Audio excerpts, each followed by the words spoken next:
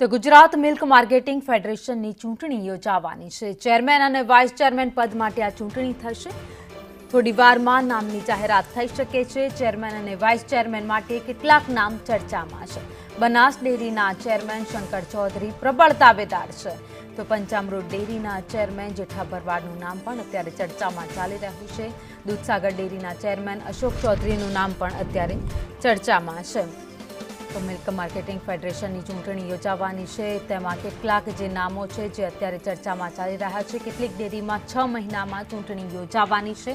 સૌરાષ્ટ્રમાં vice chairman પદ મળવાની સંભાવના છે, તો કોણ કોણ મત આપવાનો અધિકાર ધરાવે છે તેની વાત કરીએ।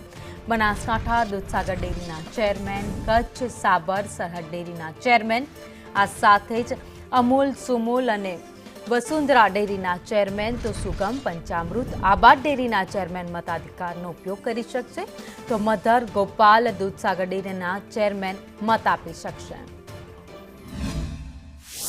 જે પાર્ટી નિર્ણય કરો એ બધા અમારા અઢારે દૂધના ચેરમેન ના એ વિવાદ કરે છે, કોઈ લેવા દેવા નથી।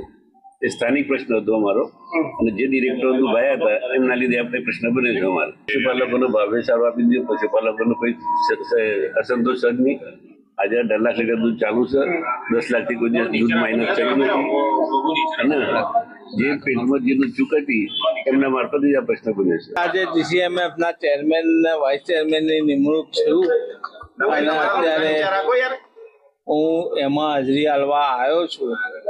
હવે પાર્ટી અમારા અમિતભાઈ, નરેન્દ્રભાઈ અને સહકારી મંત્રી વિશ્વકર્માજી જે આદેશ કરશે એનું પાલન હું ચોક્કસપણે કરીશ। અપેક્ષા તો બધી હોય છે જીવનમાં, પણ કોઈની પૂરી નહીં થતી। કામ કરી જ રહ્યા છે, તમને વાકેફ ઘડીએ ઘડીએ કરીએ જ છીએ, અને આશા કરશે આવનાર ચેરમેન નવા એમને અભિનંદન। એ પણ પશુપાલકો માટે સારી સેવાઓ પૂરી પાડશે, અને અમે એમની સાથે